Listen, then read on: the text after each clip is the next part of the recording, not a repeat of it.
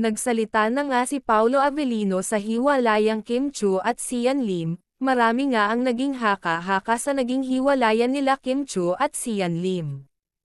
Isa nang sa kapamilya aktor at leading man ni Kim sa seryeng Linlang na si Paolo Avellino ay nadadamay ang pangalan tungkol sa mabigat na pinagdadaanan ng dalawa, kaya nang desisyon daw si Paolo na magbakasyon muna upang matigil ang aligasyon tungkol sa kanilang dalawa ni Kim.